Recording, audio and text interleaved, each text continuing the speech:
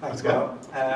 Thanks so much for coming. I think last week we had about 30 sign-ups, so something must have excited someone over the last week or so to get so many of you here, so thanks for coming along. I guess just to kick off and give you a bit of background about where I worked for 8 years to start. So RewardGateway is still a HR software, sells software to HR. It was based out of London. So we came into a market where we sold employee discount programs. So it's like a perks program. You probably hear of that you get in various different companies. And we led on to sell recognition and other things over the years. But we came into the marketplace with a very different technology, a different service model, and where programs were like pretty much zero cost, or say like $1 per employee per year, we came in and we were selling something for a minimum of like $10 per employee per year. So it's a big difference. So we definitely disrupted that whole space and went from being the underdog to a dominant player really in a space of about 2.5, 3 years in the UK. We then expanded to Australia and to the US, hence why I'm living here. I moved here in 2013 and I loved it so much that I've stayed here. So I've got a green card now, so you're stuck with me. No, so that's a bit of background really. Today we're going to talk really about, when me and Mark were discussing this, a lot of the things that I did wrong. At the time you beat yourself up about them. It's even harder to drag them up like 5 years later and talk about them again, but hopefully some of them are beneficial. We'll also talk about some of the things that I feel that catapulted us and took us really far forward as well. So we'll share some of that insight. So just a little bit in terms of our kind of growth and stuff like that. I started in the business in the summer of 2008 and pretty much in a space of about 2.5 years, and this is just in new business. We took the sales team to delivering about $3.5 million of annual recurring revenue each year consistently. So it's quite a big jump. There was a lot of things we did right, a lot of things we did wrong. So that was an amazing piece in the kind of early startup phase. I kind of think of my time at RewardGateway in kind of 3 phases. It was like 3 different businesses and 3 different jobs. There was a startup phase, there was then like building out the UK and kicking off Australia, and then there was coming to the US and building out that, which I guess why kept me so motivated and interested, because I was doing so many different things over the course of like the 8 years that we were there. But when I first started back then, I was 23 years old. I'd never worked in B2B, never worked in a tech company, nor had my boss and good friend who's the founder of RewardGateway. So it can be done. You don't have to know everything inside and out. You don't have to go and get a big degree in whatever. It's more about being smart and understanding and really showing how much you care. So it ended really well. In 7 years, we did 2 big management buyouts. The first one was in 2010. I'm going to talk about some of the hiccups and hurdles kind of either side of them. So in 2010 we sold to a kind of boutique private equity house in London. So not to bore you with the details because it is quite boring, financials, but basically a management buyout is they buy a big percentage of the business. Some of the founders with shares get money back and they create new equity and stuff like that.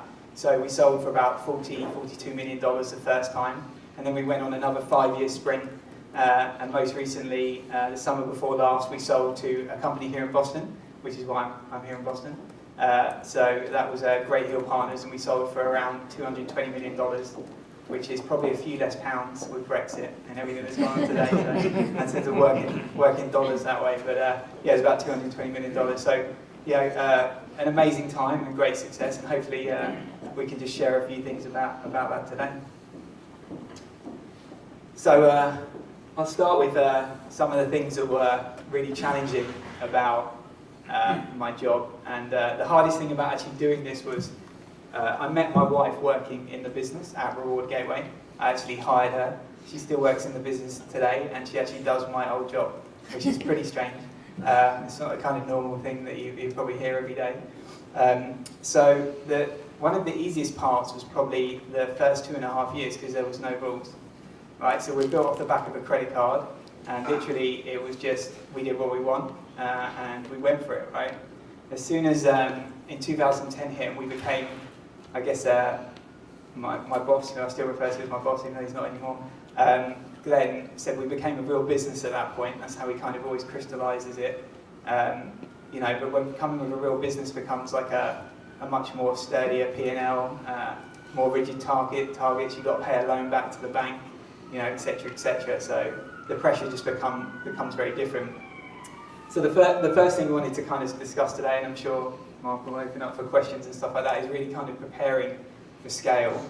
Like I think we probably sold 2 years, a year and a half earlier than any of us ever expected.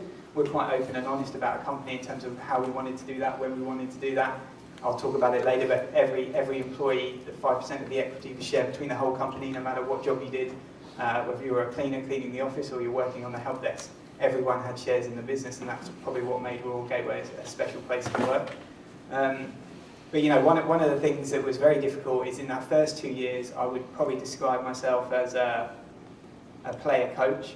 You know, because the team is so small, we're probably sub 50 employees. So you're very, you know, I think always generally in this business anyway, but we're very like operational, tactical, strategic, up and down all day, right? So you're doing these different things. So one of the biggest challenges I had was actually learning when to stop selling myself.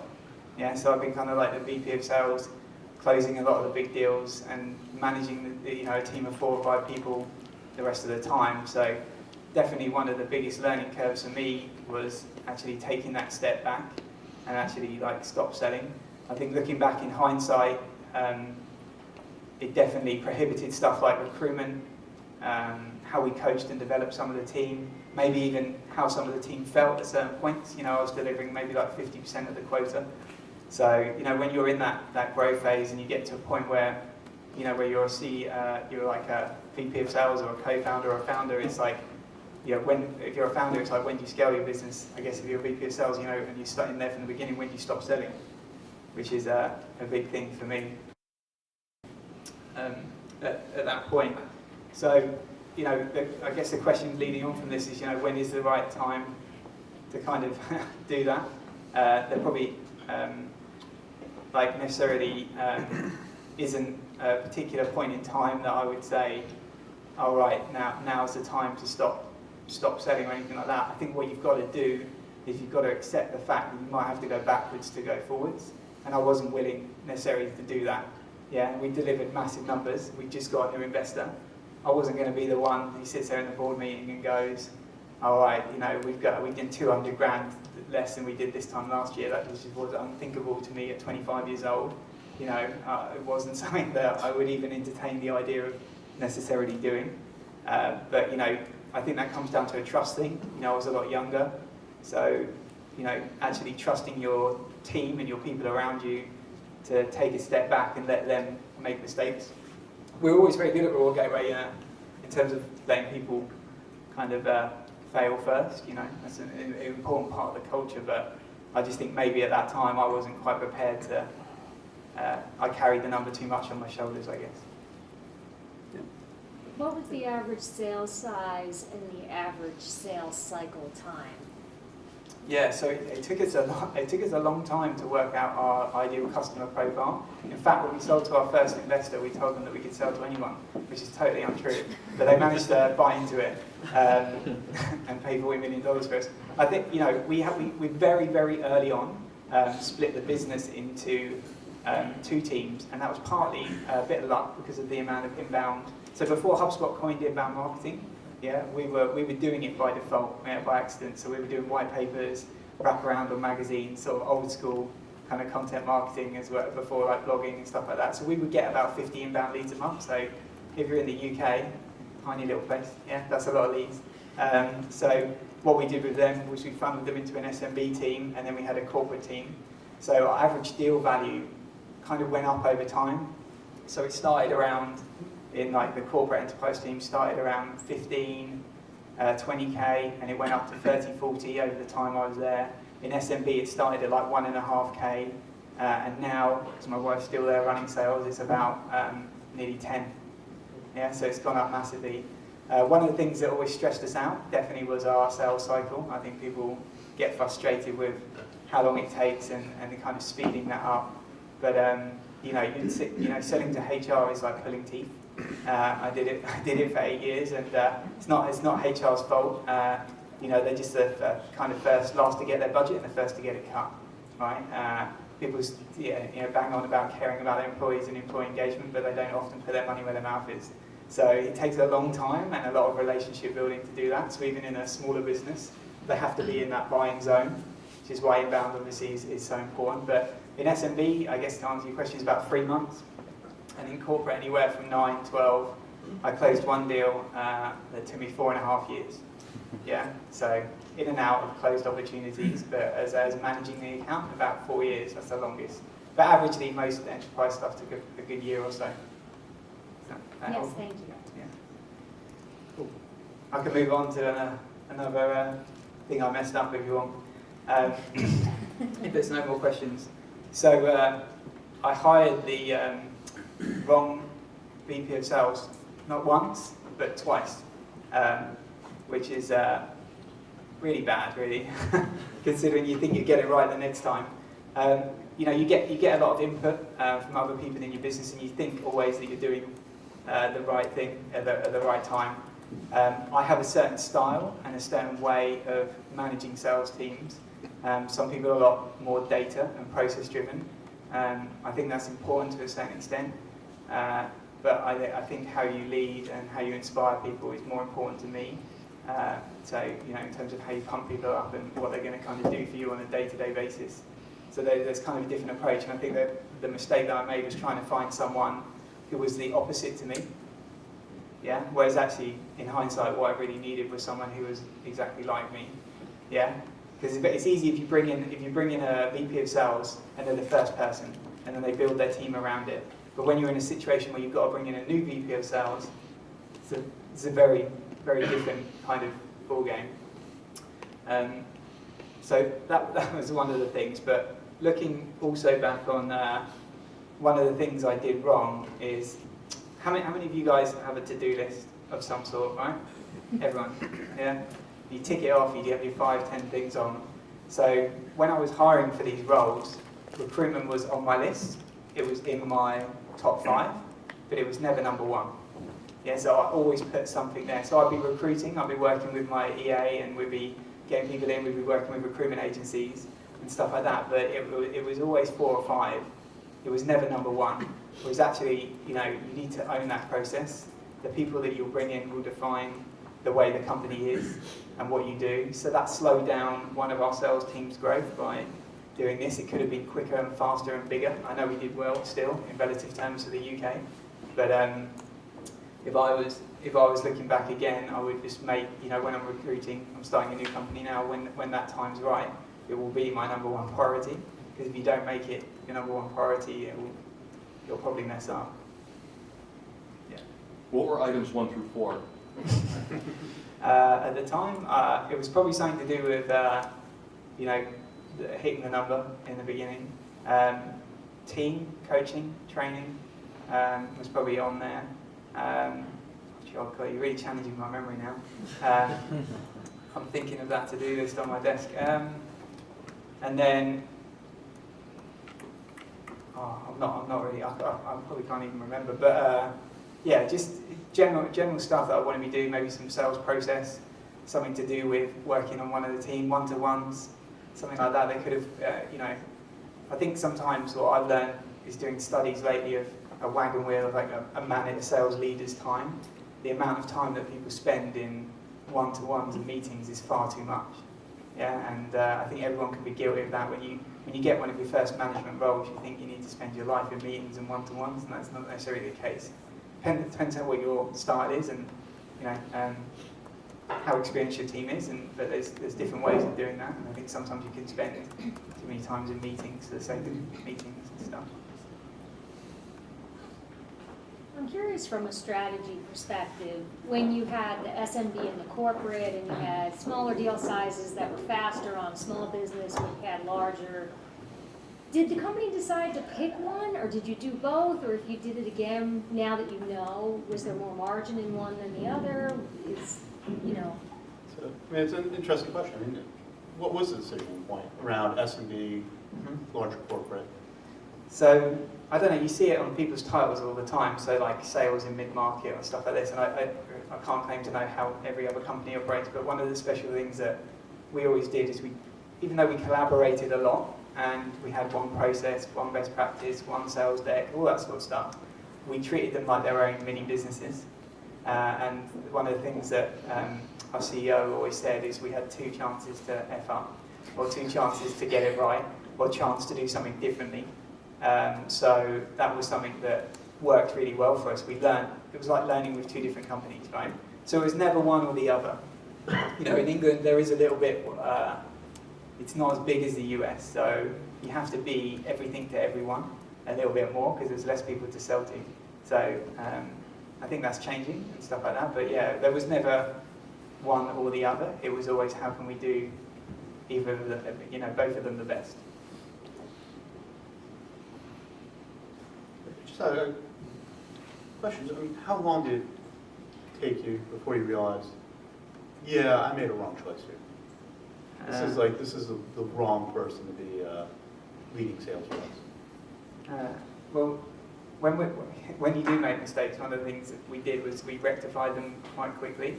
Sometimes that can be painful, but it's a bit like a plaster weight, you want to rip it off quicker. No, in the first case, it was much shorter, about 2 or 3 months. Okay. And in the second case, it was a little bit longer, 6 or 9 months. But one point I wrote in my notes actually, you know, we were very stretched. We expanded into 3 countries with one leadership team. You know, private equity is very different to VC, so you know, you got to make $3 before you can spend 1. It's a different kind of way of working and stuff like that. So it wasn't unlimited resource. Just because we had a big profit margin and we were doing good sales numbers didn't mean that we had like endless resources. So I was spending that was kind of breaking point really. I was spending once a quarter in Australia. I was coming to New York once a month, and I was managing UK sales. And I didn't put that in as a point, but as we're talking about it, that was one of the things where I just thought I could do everything. Yeah, I just thought I could do it all. I thought I could set up the US, and I thought I could be helping Australia, and I thought I could be killing it in the UK still, but eventually something broke. So It's kind of like the Superman syndrome. You can be everywhere at once, and yeah, you can't do everything, possible. obviously. Yeah. There's not too many of these now. Actually, what were the inflection points that you looked at where you said, like, now is the time we need to bring on a new VP sales?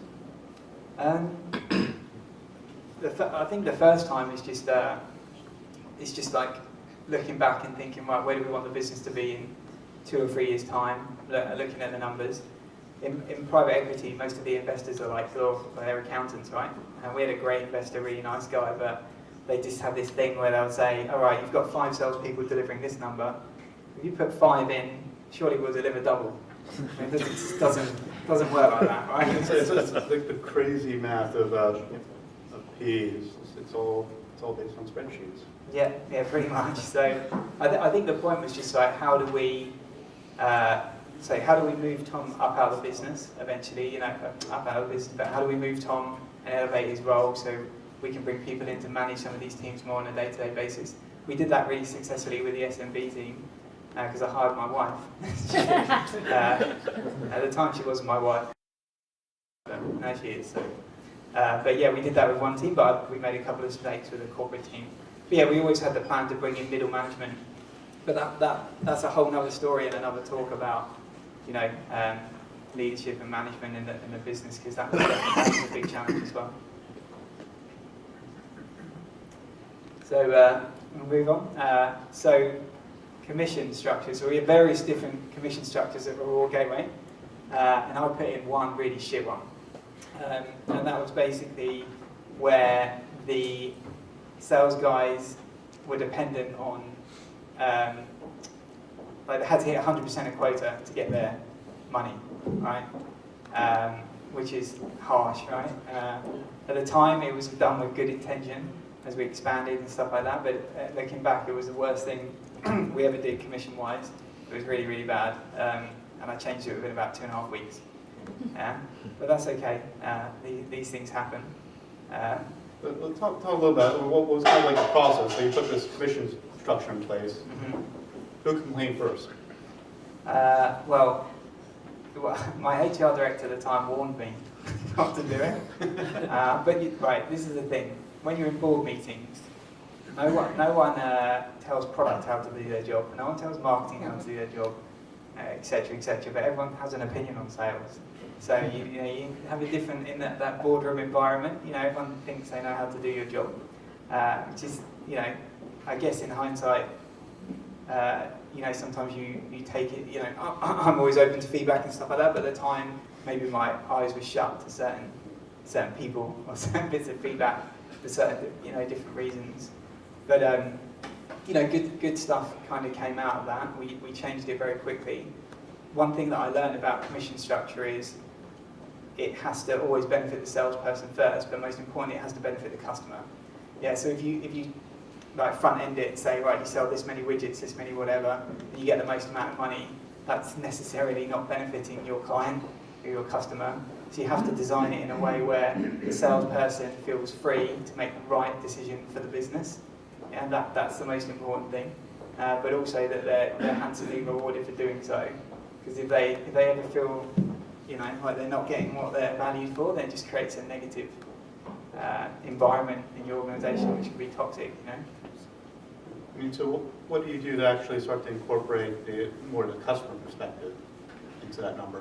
So we're talking about the two teams earlier, right? So SMB and corporate, or enterprise or whatever you want to call it. So the natural thing is if someone's selling SMB, they want to migrate to corporate, right? Because they get more money.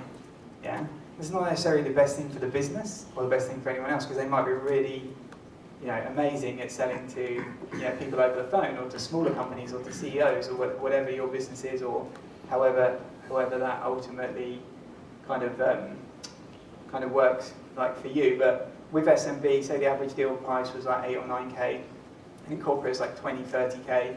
We made sure that a salesperson got paid the same commission. Yeah, so it cost us more on that SMB deal, to pay out. But the lifetime value we knew was high, 3, 4, 5 years. But we wanted that person to feel comfortable in their job and just as important as someone selling to Amex or IBM or McDonald's, just because they sell to Farmer Joe down the road, an employee benefits program or whatever, that doesn't make a difference. It's just as important to us at RewardGateway. So, we did a bad commission structure, but we also did some amazingly good things that we learned from that. So I think it's horses for courses depending on your business and what you're looking to achieve. But definitely have the customer in mind, and I wouldn't ever put any restrictions on the salesperson. So I don't believe in capped commission structures. Since then, I don't actually believe in really doing commission at a certain level. If someone really cares about your business and they're brought into it, there might be some sort of bonus or related pay, but I would strongly pay them salary, because I just believe it takes the stress out of the situation. I think there's got to be some incentive there, but I think you talk about someone being paid 60k or 60k, why not pay someone 100, take it off the table. You're going to measure their performance in whichever way you do, so you know whether they're going to be good or not. You just people's home life, how they want to perform, just hitting that number of commission is, if you know they're a good salesperson, they're experienced, you don't necessarily have to always put a commission structure in. There's other ways to do things. It's definitely controversial, right? Because the traditional method is 50-50. It's half base, half commissions, or some ratio therein. Just out of curiosity, is everyone here is in sales? Are you doing? You're doing like kind of like that commission-based structure? Can you raise your hand? Anyone doing non-commission-based sales? Okay, there's like one hand, no, and a hand here. But what do folks think? I'm actually curious. Do you think that commissions drive performance, or is it worthwhile thinking of different types of structures for paying reps? I found that the 50-50 commission plan, the management of the employees was reduced, whereas if you had a high base salary and someone wasn't performing, and then other people got onto the bandwagon, well, I'm going to do as much as him, then the workload for the sales management team went up. So the 50-50 commission, I found, kept people self-motivated. So it'd be interesting to hear Tom's contrary opinion to it. Yeah, I think there's different levels, right? So depends. I'm not saying if you bring someone new into the business and they're an SDR and they're a grad and they got 1 year experience that you're just going to pay them 120K or something like that. But I think, you know, if you've got an experienced guy who's been with you and is an account exec for a couple of years, and you can look at alternative stuff to get the best out of them. You know, so yeah, it's a different point of view. Some like, I think carrot and stick works well to a certain extent in certain environments. It depends, right? If it's a transactional sale, this is why it's so difficult, right? Because if you're selling something that's $25, carrot and stick works brilliant. If you're selling that's something long term and it's $20,000, then carrot and stick doesn't work because it's too long. Everything's too drawn out. It's too complex. So I think, you know, it depends what you're selling and at what price. So that there's variance there. Yeah. So like, yeah, I wouldn't. I'm talking about RewardGateway, which is enterprise and probably quite a medium-sized contract value in this case. But yeah, if it's transactional, then it'd be different. Yeah, I wouldn't necessarily look at it in that case. So I'm going to chime in on that. What we do is that I run a few salespeople, and we'll do like a 50-50 split. People that come on, we'll do a straight commission, such like that, at a base. But we chase a lot of, like, so someone that's been with us for at least a year or something like that, and is going after larger deals, their commission structure is paid out over the length of the contract. So some of these contracts, we had a salesperson close out, they're going to make $50K a year for each year for 3 years. So stuff like that, but that deal took them 4 years to close. So something like that, we don't want to do the carrot and stick. So I'm just kind of supporting what you said in that. You're completely right. Where it works in different situations, in some situations it doesn't. So Yeah, it depends on that. Depends on the value and when you're selling.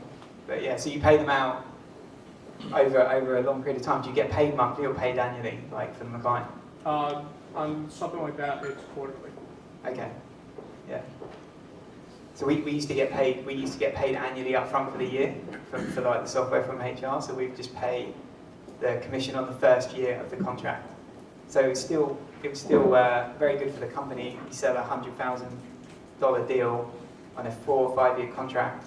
And these client stays, they pay $500K. You pay 10, 15%, 20% to the salesperson, but only on the first year, right? Yeah. So it depends on what your churn rate is Exactly. and everything. Like we had like 96, 97% retention. It was very high. That's why the book grew very quickly. That's why it was attractive to investors. So the retention rate was high.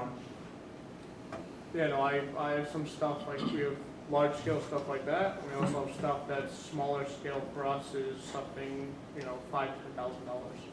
So something like that, that person still needs to be benefited, and we kind of do a similar structure. You mentioned that person needs to make similar amounts of money as someone going to sell enterprise. It can't just be, well, I want to do enterprise, or I don't want to do anything for you. Because Yeah. then all I'm going to have is enterprise guys working for me. So, Yeah, so that's going back to that point we said earlier. It was like, exactly. how can you not make them migrate? If they're really good at SMB, you want to keep them there, right? Yeah. Exactly. Please. I'm curious if a salary could be considered a form of a cap, rather than commission. I mean, I own my own small business, so in some ways, especially in early days, commission's attractive because it's variable, so it's like having a lower fixed cost. But over time, it can become, it's tricky because then you're paying an enormous amount when it grows, and you prefer to switch to a fixed rather than a variable expense. So I'm just curious about, but I also understand that, you don't want to put on caps. So I'm just curious how the perception is of a salary versus commission in terms of a perceived cap. And it's It's a really fascinating question because a lot of, particularly startups, founders are thinking about cash on hand. They look at some of the reps that come on board in the non-cap situation. Usually could be a couple of reps that do really, really well. Did that ever happen in Reward Gateway? Yeah, I think, yeah, we had the people that did really well. I think going back to your cap thing, we never worried about that because they're selling, right? So it doesn't matter because if they're selling, you're making loads of money. So it's kind of really like, it's a bit of a moot point. It's like, so I'm worried if they sell more. Do you see what I mean? It's like, Well, okay. I'm wondering if you go to a non-commission pay scale though, is Yeah. that considered a cap? In other words, if I sell more, I don't make more now. Yeah. Do you know what I mean? That's easier to do when you've got like an established business and you probably know your sales cycle, you know your run rate, you know your average deal value, all the important key metrics. I think that's it. You know, that's obviously a big decision. People, you know, and also like you're exploring roles when you start up a company, right? You don't know whether that role is going to be right. So one of the things that I've definitely learned is to test something, you know, and bring the person in to then execute on what you want to do and help that they organically kind of grow in the business as well is an important thing. I think when you're hiring in these growth stages, I think the biggest mistake actually going to the VP of sales thing is if you're looking for a VP of sales, don't hire a VP of sales in the start.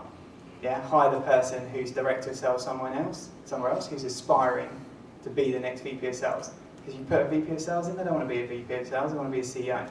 Yeah, so you're screwed from day one. Yeah, so actually what you want to do is put in that, like, my wife's just actually hired someone at Reward Gateway, very talented. He was a marketing director somewhere else, and they just hired him as a VP of marketing. So you found someone on the way up. Yeah, so my one bit of advice would be don't necessarily look for the person with the main experience who's nailed it already and whatever, because you know you want someone who's on that transition probably. It's almost like you're building some buffer for advancement. Yeah, as your yeah. team grows. You know, I see it often in startups where you may bring in a director of sales initially as your first kind of management role. Yeah. If that person grows into it, they could be VP, but also gives you room as a CEO to bring in maybe someone on top, depending on what the skills are and the ability to execute. Yeah, it gives you options. Yeah. So to figure out potentially a good salesperson, you want metrics, right? So how do you figure out what a good quota or a good metric is, and then how often do you reevaluate it? How often do you evaluate the salesperson? That one question or 5? 7. No, I think the one thing that we always did was hire in 2s or 3s, because then you don't know if it's a fluke or not. Yeah, so you're actually measuring people against each other. So there could be people that just aren't right. So there's a culture fit that has to be right for the business, and there's a skill fit. There's a certain skill fit that happens that you need in a startup, depending on what type of company you are and what you're selling. But there's some basics, right, that you're looking to measure, I guess, in terms of performance. It's interesting. I think there's a whole new wave, really, you know, where you're not thinking necessarily about measuring the end result. Everything's about measuring the end result in CRM world, revenue, output. If you're a real good sales leader, you need to understand, right, how good is this person at a discovery call? How good is this person at a web demo? How well does this person negotiate? How well do they close? They're the things I'm more interested in when I'm working with a team. And it's easier in a startup, right, because you sit in a room and there's 5 of you and you're all together every day. So that's the best time to do it. Yeah, you can go out on sales calls together. You can give them a lot more time. So it's easier when you're sub 5. That's the easier. Nothing's easy, but that's the easier part, right? When you're smaller, because you're all together and you can control things more. But yeah, that'd be some of the things I'm looking for, like actual soft skills rather than like metrics that you learn later. So as opposed to just looking purely at revenue, you want to see how did it actually perform as a salesperson, looking at their skills. Yeah. But just out of curiosity, I mean, what were maybe some things that you looked for with new hires? Yeah, I mean, I was going to go on to that in a second, but I think with us, we looked for, I was just talking about this earlier, but we definitely look for, like, what I'd say are, like, athletes. So people who have more, like, the will and the desire rather than, oh, I've worked here selling this before, doing this in a certain way, because they have a certain type of mentality and a way of working, and also people are more malleable if they haven't done something before. People come in a startup with, oh, I did it this way here and I did it that way there. I can hear our old VP of sales is telling us how he did everything in his last company, So it's just that's what not people want to hear. They don't want to hear how it's done somewhere else. They want to hear how it happens here. Salespeople want to learn from the best people in their own business, not how something was done somewhere else, right? Because everyone's business is unique. Cool.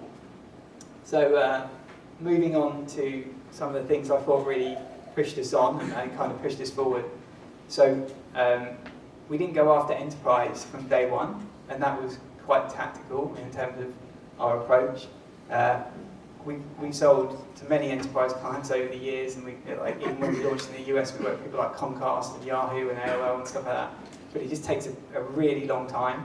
Yeah, they can be really slow, and they want to usually change everything with your product, right? So the feedback that you're getting is massive, right? If you're a startup and you're wanting to learn super quick, then the best people you learn from are the smaller organizations. And they don't have to be tiny SMB, but even like mid-market. So I started in the August of 2008, and by September, October, we were closing 20k deals with companies that had like 800, 700, 600 employees, and we were refining our message. We didn't know what our, what our like USPs were exactly, what our messaging was, what our go-to-market strategy was, or anything like that. So you're kind of trying to define all these things, and you just got to create a world where you can learn as quickly as possible. So that was a key thing. But within like 10 or 12 months, we then started going after enterprise clients very successfully. IBM, McDonald's, American Express. It just had to be the right time for us. And I think also, it becomes a hotbed for all your competitors. Everyone gravitates to enterprise because it's the easier win. I see it all the time now. I speak to CEO and founders, and it's like, oh, well, we can't sell to people under 100 employees. I'm like, okay, well, it's because it's hard. Yeah, it's just got to find a way to do it. But it's not saying that enterprise is easy. It's just easier to go, oh, well, we did 4 deals this year and they're all over 100k, and that's fine. It just depends what your strategy is. There's not many companies I've met out there that their whole client base is made up of the Fortune 500. There might be a few. So you're probably going to sell to SMB or medium-sized companies at some point, so you might as well start there to learn, especially in like SaaS and tech. So that was one thing we did that I think helped us grow really quick and learn really fast.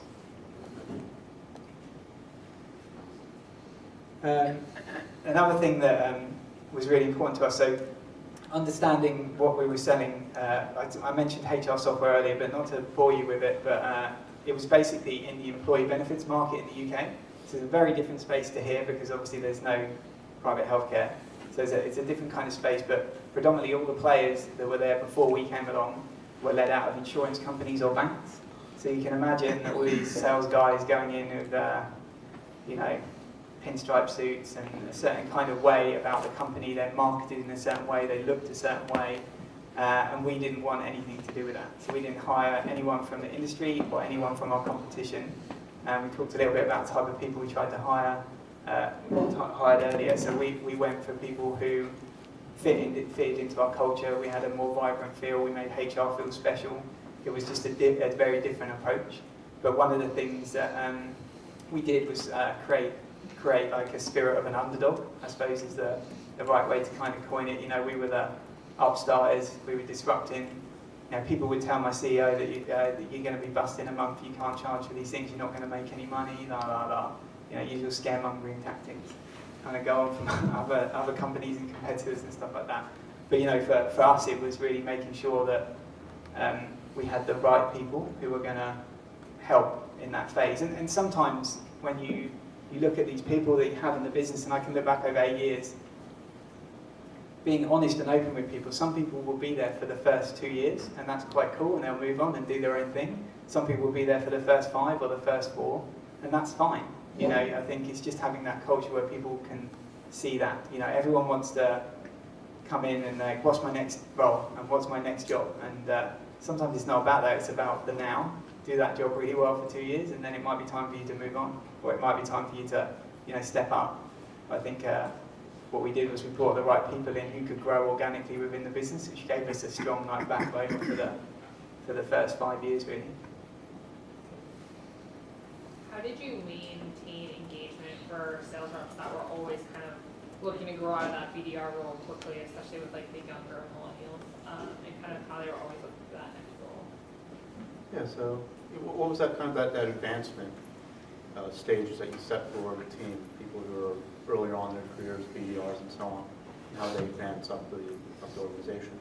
Yeah, so I think there was different ways that we kind of did it. So first of all, we would usually start people selling to a certain type of sector or a certain type of size, but that was beneficial to the business as well, so people could learn. I really believe passionately that salespeople don't want to take quizzes or tests. Yeah, they want to learn by doing and learning from the top performers in your own organisation. So I think the way that you decide to ramp up that learning curve is kind of critical. Then we were lucky. We expanded into other countries. We had guys who moved to Australia and sold over there. We had guys who eventually moved to the US. If you look at my wife's team now, the head of corporate sales is a guy I hired. The SMB manager is a guy who's been there for 5 years. He started in sales. So we've grown a lot of people organically through the business. So there will be, as long as you're growing and successful, there's those opportunities. The personal development thing is a challenge, because everyone wants that kind of next step. But I think the most important thing is we created an environment where people felt like they were progressing all the time. So we did team training and coaching on a Monday and a Friday. We didn't have much resource or much budget, but we made sure that happened all the time. So people didn't feel like they necessarily knew all the answers. No one ever does, but I think in terms of people feeling like they're getting something back from the company, as well as just giving, the whole thing that, when you're managing people or anything like that, it's a give-get thing, right? So you can't just take. So if they feel like they're getting something back, then you're going to keep them happier for longer. But again, it goes back to that thing. There might be a great sales rep for you for 18 months, depending on your thing, and you've got to be cool with that, right? And they might be a great rep for 3 years and then become your new sales leader. It's just being cool with whatever unfolds at the right time. Probably a long answer, but no. Did your hiring profile change as you guys became more established in the market, or did you kind of stick to hiring the your industry competitors? Probably learned quite a bit, from the time you just started, till the time that kind of right before you left the organization. You probably learned quite a bit about that ideal hiring profile. So did anything kind of change or really stick out in your mind? Yeah, well, we paid less than everyone else in the market, so that was a real challenge to start. So if you're talking in sterling, when I was hiring our first salespeople, we were paying them base at 18 to 22k 8 years ago, which would be $30,000 or late 20s or something like that, which isn't much in London, where it's really expensive to live. So we were right back, our office was in Notting Hill. So we had a challenge, the pool of candidates that I could even entertain getting into the business was really difficult. So there was kind of that phase where people, we had to hire, we had kind of your hands forced, right? We had to hire really young, hungry people who'd maybe done one sales job before for a year and give them a vast amount of energy and a vast amount of time to really get them up to speed. But yeah, as the business evolved, definitely in the last kind of 2 or 3 years, as kind of I left and phased out, the base salary is more than doubled. There's the product's developed as well, so that has a lot to do with it. So when we started, we were very good, selling one product. Yeah, it's very easy to sell one product. When you start selling multiple products on a platform, it gets a bit more complicated. There's more to do, more to remember, different things like that. So I definitely feel we probably, I say we, I'm not there anymore, we migrated to more of a consultant approach slightly, but still not losing any of the kind of culture fit there at the same time. So yeah, I guess it's more of a natural way that it unfolded really, as we could spend more on salaries. The company had zero investment, like our CEO had 2 credit cards, and there was 2 other co-founders that put in a little bit of money, and then I came in, and literally, you know, and the mentality was very, the English term of penny pinching, right? But it wasn't like that. It was just very careful, yeah. So, you know, I remember going to do some pitches up in Edinburgh once, and my EA booked me in a hotel, and I went into the hotel, and I was like, got in my room, and I was like, where's the bathroom? And it was like communal, and I was like, oh my god. So like, even to the point that they would make sure they get the cheapest hotel. This was before things like Hotwire existed, right? So it was, you know, we were very careful with money in the early days. It was all about getting to that first kind of profit number, and then seeing where we go from there. But sorry, I'm getting a long-winded answer now, but we had a different. We wouldn't cut money on certain things, so on people and culture. So we'd throw good parties, and we'd have like a business updates where everyone would get together. We'd spend money in the right places, and not necessarily waste money in other places. But yeah, that definitely changed over time. I think it's just a natural thing that probably happened. And you get kind of like choosier, or there were certain things that you started to look for specifically, you know, people's profiles? Yeah, I think, I know people have a kind of particular view maybe on like personality profiling and stuff like that. So we actually used one very successfully that we integrated into the whole business, and it's called Insights. It codes it very well.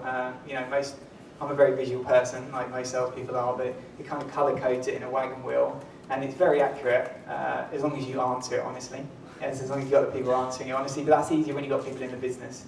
You create like a trust, but the personality profiling, we would talk about people in colours across the whole business. Like so red meant direct, yellow meant bubbly, blue meant that you were like generally kind of detailed, green meant you were caring on various different levels.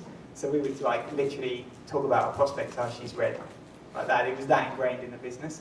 But things like that definitely helped us to understand who's going to work well. So one of the things you'd introduce if you had a manager was you'd get them now to read, if I was speaking, I'd get them to read my profile, to understand that, you know, you have to get straight to the point with me, otherwise you're going to lose my attention. Yeah, so you know, I can't focus around them like that. If any of you talk to me today on like, you know, 5 minutes, it's just the way I am, right? So everyone has a different way of working, but those profiles really helped us. And that was a good tool. Thank you.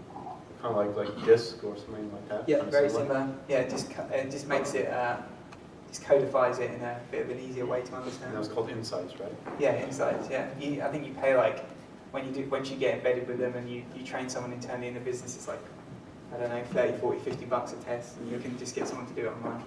We have a question here, but should we take it? I don't know. We're a little suspicious. All right. So Tom, can you describe how your interview process and your hiring process kind of evolved and the steps within it? Mm-hmm. Yeah, so what we sometimes even now people think it's a little bit unconventional, even at like a senior level. So we got people to come in and make them feel comfortable first. So we had like eventually when we got bigger, we did kind of the recruitment days and different things like that. But ultimately, we would want someone to come in and get to know us, see the office, you know, the company, understand like that side of it first, because people aren't themselves until they relax as a starting point. So there's no point grilling someone in the first kind of stage. You've got to have multiple stages, and then there's a time that's probably right to really kind of push those buttons. But what we wanted to do from a sales perspective was really understand if someone can sell. Yeah, so a big part of the job in the UK was actually presenting. Yeah, so you know, if you got through a tender or an RFP, there's a certain amount of a beauty parade you'd have to go through, so that's an important part of that skill set in that role in that country. So we want to know that someone can do it. So, you know, as part of one of those steps, we would get people to present. Yeah, so we'd like give them access to the product for maybe a week before, and then we'd get them to come in and present it to us. You know, actually see that they can do it. You know, that was a really important part. It wasn't all just like questions and answers and digging that way. It was actually, can you practically do it as well? Mike. Question on social selling skills. I saw some research recently that said somebody who's really sophisticated and really good in terms of using social media to sell and I'm not talking about Facebook or LinkedIn or other platforms, are 6 times more likely to hit quota. The opposite side of that is that they're highly unlikely to pick up the phone and talk to customers. So how do you feel about, on one level, social selling skills, and how do you feel on the other level about personalization and the inability to pick up the phone and really relate to people on a personal level? A lot of stuff there just around social selling, but do you have like a philosophy on social selling, and did you really employ that at RewardGateway? Yeah, obviously social selling's coming is a bit newer towards the end of my time. I think, social selling is something that's still evolving. Not everyone necessarily understands it. I think depending on your outbound or your inbound process and how you actually sell is quite dependent. I think, it's very different, right? If you're selling to salespeople, it's very easy to social sell. If you're selling to HR, I'm selling to my mum a lot of the times, and she's not on there. She's not on LinkedIn every day. Yeah, she doesn't go on it. Yeah, she might have a profile, but she's not active. So it depends. It does depend who you're selling to and the type of sales process. I think there's something that I've learned since being in the US. There's a way, I think, through, and I wouldn't say I've coined it or understand it or anything, but you shouldn't really have to sell cold now. There's enough ways of understanding and connecting with people that by the time you get to have that conversation, they should feel like they know you. Yeah. So, you connect with someone, you share some content, you endorse them, you chat, it's just more of a patient play. Yeah, I think it says what I'm starting to understand from like social selling, definitely. So really, you should only be selling to your first contacts. Is kind of the way I look at it. But I think going back to your last point, which is, do you miss that personable skill of someone? I think you could teach someone how to social sell, but you might not teach someone how to hunt, right? So I know people hustle gets overused to a massive extent these days, but you just gotta have that attitude that you don't care, right? So people have never turned around to me and said, in all the time I've been selling, "Oh, you tried to contact me too much, go away." Yeah, it just doesn't happen. So I arranged to go on a podcast the other week, and the guy who runs the podcast said, you got to me because you sent me 6 emails in my inbox and 2 messages on LinkedIn. Right, you just got to get noticed. So my answer is, I guess, is you want a healthy balance of the two, but you could probably teach someone how to social sell, where you can't teach people to be proactive and hunt. That's through nurturing the way they are. Yeah, and it's definitely a good point. And there's some core abilities there that are just more innate that you just really can't teach as a sort of skill. Actually, particular to social selling, our Seattle group on Thursday will be live streaming an event with someone really great, Matt Hines of Hines Marketing. We're actually going to be talking about social selling as it relates to pipeline generation. So we're actually going to be talking about what that really means realistically in terms of generating real revenue opportunities. Because I think there's a big gap here around social selling, which is there's a lot of stuff. Does it actually equate to something? We're kind of wrapping up towards the end of our evening. You want to go through the last couple of points?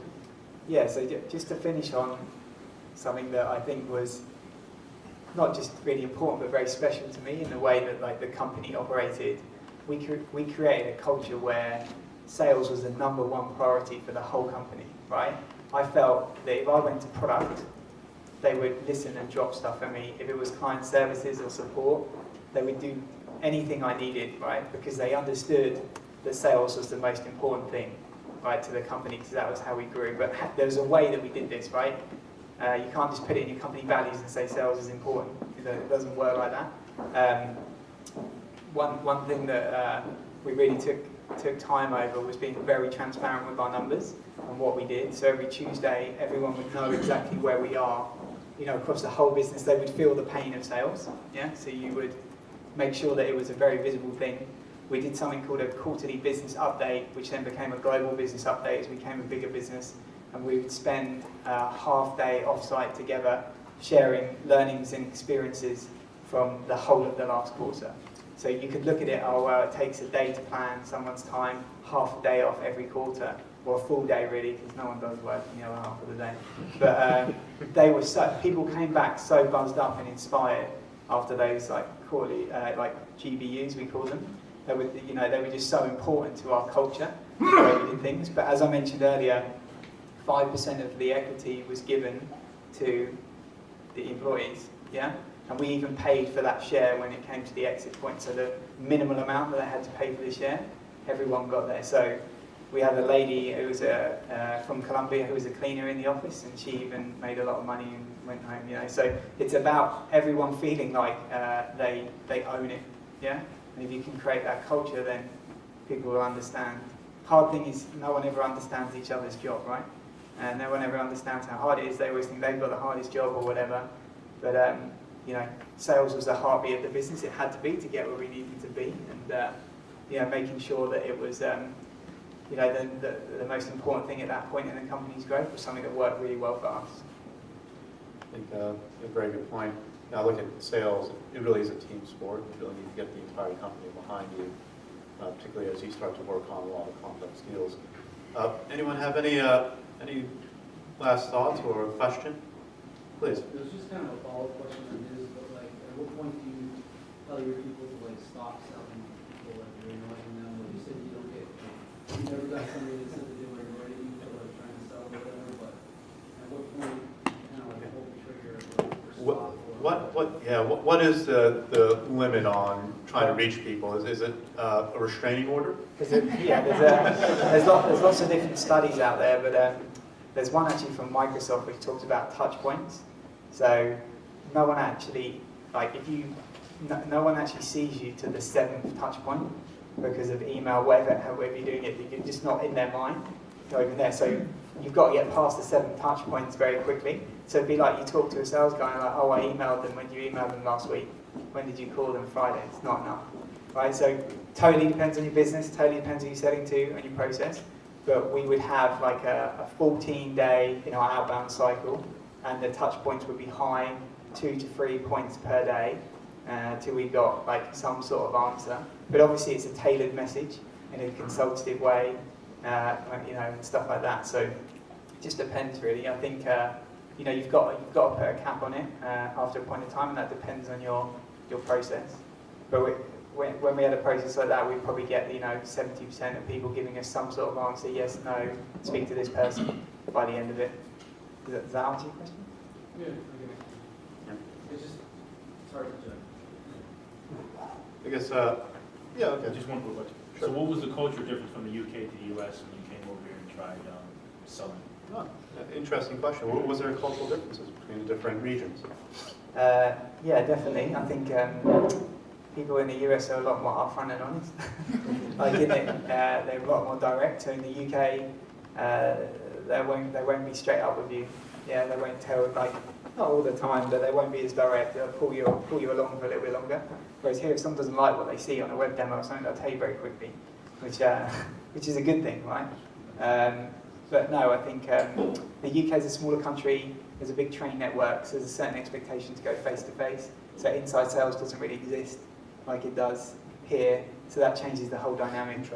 Anyway, there's not, inside sales isn't big there. Yes, you have reps who develop opportunities and meetings and stuff, but it's not like, you don't see people selling over the phone like the whole way through. What about Australia, which is also like a fairly small country, with such a smaller population? Well, Australia's very different because it's so far away and cut off from the rest of the world. And it's like going back in time a little bit when you go to Australia. It's how can I put it? There's like a lot of it is done through relationship, face to face, even more than the UK. You know, just their expectation. They're a lot slower as well. There's quite a laid-back culture. I guess you would notice a difference in someone who lives on the west coast to the east coast or something like that. You know, someone lives in New York, their intensity to someone who would be from San Francisco. So Australia, you know, they go there. For, you know, people are brought up on the lifestyle. You know, they take their surfboard out and go after work. So like the CBD down in town. In Australia is like ghost town, 5 o'clock. No one's there, right? Because it's, you know, they go home and they do their stuff. So it's just a different pace. You know, so their summer is December, and you know you're not going to do a deal then. Yeah, it's not going to happen. I want to ask just one final question. You'll stick around for a little bit? Yeah, of course. We'll have questions one-on-one. I always ask, just curiosity, is there any sort of book, because we were talking about books before and people not necessarily reading a whole lot. So is there kind of a book that you find inspiring or you think would be super, super valuable for folks to read, whether it's from a sales context, motivation context, or just even just a general business leadership context? I'm the worst at like reading the first 2 chapters and then stopping.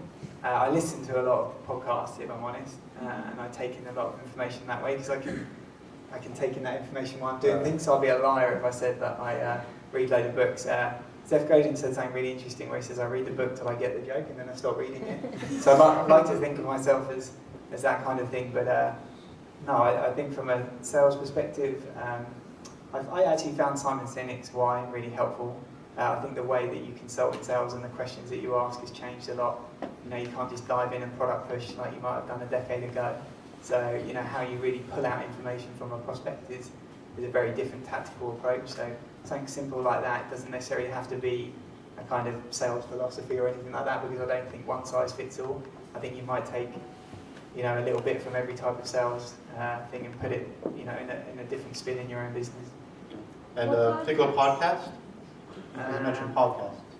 As I'm starting up a new business, I do listen to SaaStr a lot, which is a good like tech podcast, but that has a lot of sales stuff on it. They interview a lot of sales guys.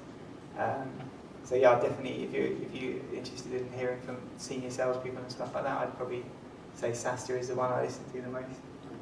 Some comment? I did have a question. Oh yeah, sure. As we talked about different cultures, any differences you've observed between women and men, the way they do sales and the way you would coach them to be better? You're trying to push me into a corner on this one. Women versus men in sales. I've mentioned my wife a few times, and obviously we worked together for a long period of time. I generally think women are better people managers. Yeah, if I'm honest, in that situation. So we've got a great sales director in the UK, and that's just I can only go off my own experience. You know, in terms of getting the best out of people and the best out of teams. But you know, I don't think there is any real difference. You see kind of key characteristics as you would in kind of any salespeople, but no, I don't think there's any real main thing I would say that would make you different to anyone else. Yeah, I think, and that's something that I think it's worthwhile exploring for a future talk. We did actually have a diversity talk in New York City early in the year, and it might be worthwhile kind of exploring that a little bit deeper. But I just want to give a round of applause for Tom coming in.